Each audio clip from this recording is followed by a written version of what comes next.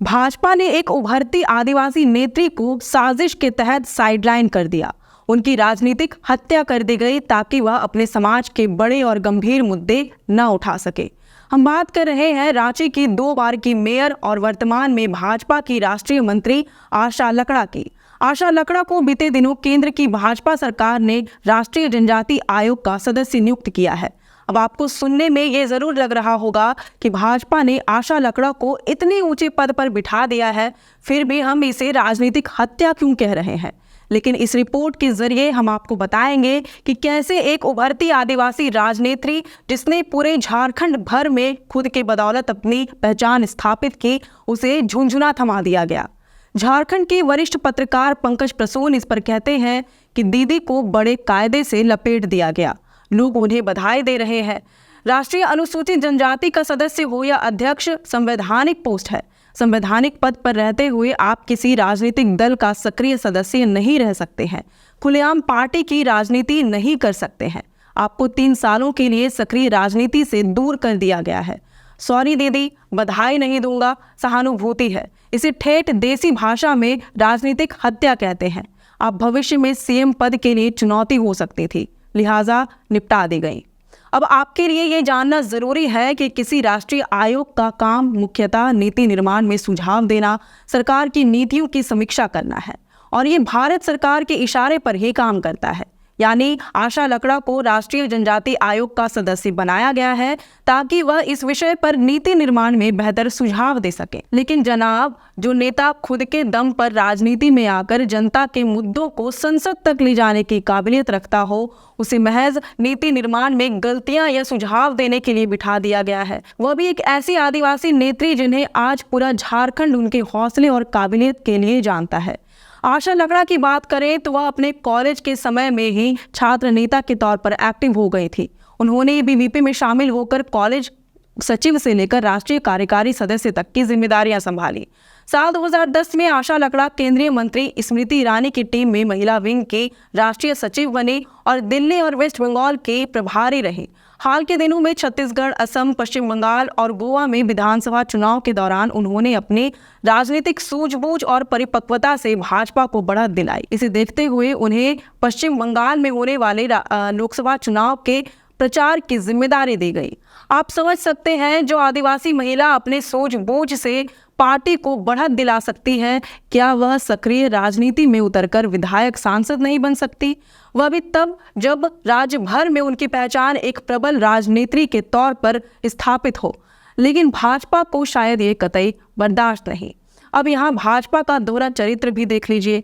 एक तरफ यह पार्टी संसद भवन में राजनीति में महिलाओं के न के बराबर भागीदारी का मुद्दा उठाती है, बकायदा महिला आरक्षण बिल लाकर संसद से पारित भी करा लेती है। वहीं दूसरी तरफ जब जमीनी स्तर पर महिलाओं और आदिवासियों को आगे बढ़ाने की बात आती है, सक्रिय राजनीति में उतारने की बात आती है, तब भाजपा उन्हें किसी न किसी तरह से झुंझुना थमा देती है।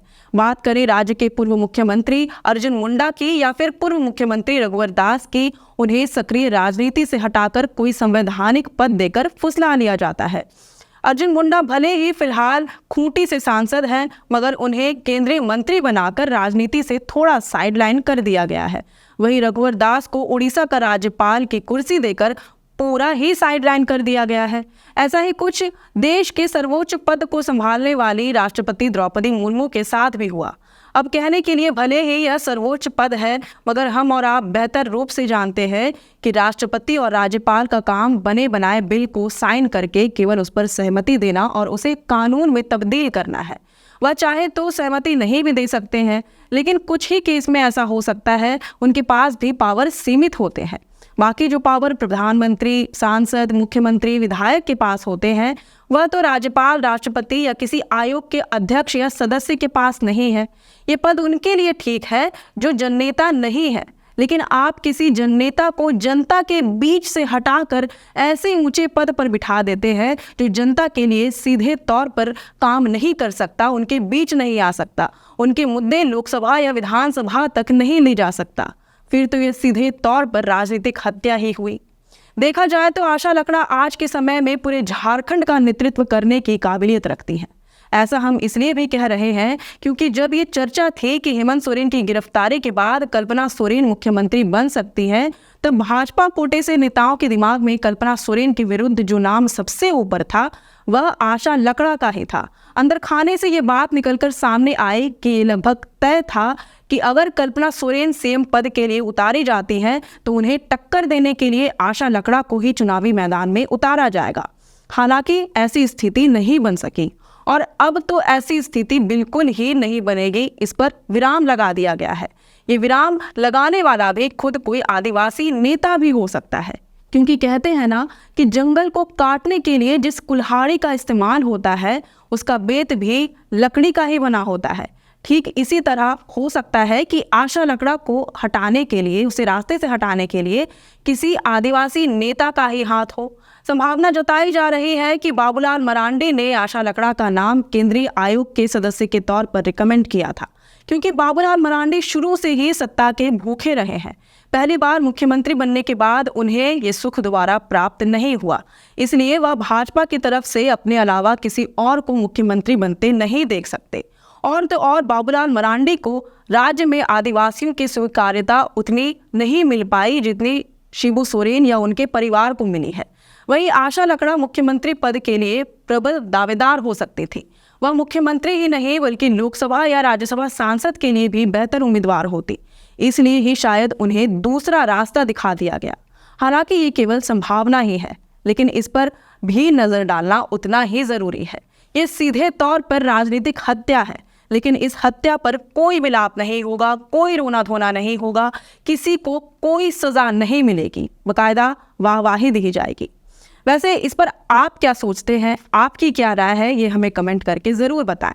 अगर आपको ये वीडियो पसंद आया हो तो इसे ज़रूर से लाइक और शेयर करें। हमारे चैनल लोकतंत्र 19 को फेसबुक पर फॉलो और यूट्यूब पर सब्सक्राइब करना ना भूलें। फिलहाल लेते हैं अलविदा। जोहार।